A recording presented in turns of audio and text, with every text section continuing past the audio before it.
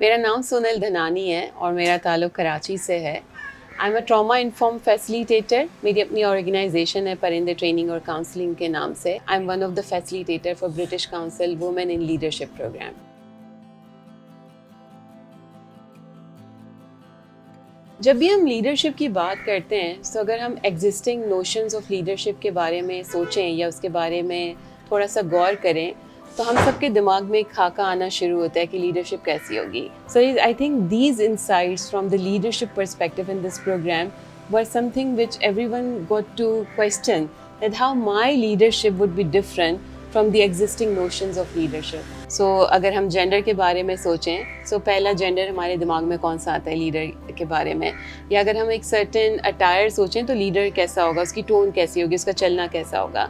So I think ये कुछ insights है जिनको हमने एक्सप्लोर किया कि अगर करंट नोशंस ऑफ लीडरशिप को हमें चेंज करना है और उसकी जगह पे हम जब देखते हैं कि एक इक्वल लीडरशिप की अपॉर्चुनिटी दी जाए, so when we will see women in a leadership position, so उन करंट नोशन से हट के वुमेन लीडरशिप कैसी होगी।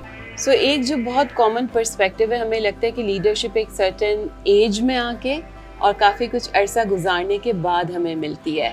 सो इस पूरी जर्नी में, इन पूरे सेशंस में जो 2 महीने की ट्रेनिंग्स हमने साथ में गुजारी है, उसमें मुझे लगता है कि एक चीज़ जो बहुत डिफरेंट हुई है, जो इम्पैक्ट हमने देखा है कि लीडरशिप जो है वो एवरीडे रोल है और हम एवरीडे रोल के अंदर लीडरशिप को प्रैक्टिस कर रहे होते हैं। And it is not something कि आप सिर्फ किसी एक सर्टेन सिचुएशन में होते हैं तभी आप लीडरशिप को प्रैक्टिस कर रहे हैं, बट लीडरशिप एक ऑर्गेनाइजेशन के अंदर है, लीडरशिप हमारे घरों के अंदर है। सो ये मुझे बहुत क्लियर डिफरेंस नज़र आया, और इस बात का भी कि पर्सनैलिटी स्टाइल के ऊपर डिपेंडेंट नहीं है leadership. You can be soft spoken, you can be introvert and still be a leader. So अगर मेरी एक्सपेक्टेशन एक सर्टेन लीडर से ये है कि वो हमें एक डायरेक्शन देते रहे। So even if someone is soft spoken, someone is introvert, but their decision making is wonderful. अगर वो tools provide कर सकते हैं, if they can bring the community, they are serving their role of being the leader. I really enjoyed the diversity in the program. I think diversity in terms of different fields. We had artists as well. We have people from social sector as well. We have people from academia as well, and we have people from IT sector as well. So ये diversity आपको हर जगह पे नहीं मिलती. And even if we talk about women networks and we talk about sisterhood, तो उसके अंदर भी हम बहुत ज़्यादा confined हो जाते हैं, अपने silos में चले जाते हैं कि for example if I'm from a mental health sector, so हम बहुत ज़्यादा अपने जैसे लोगों से मिल रहे होते हैं.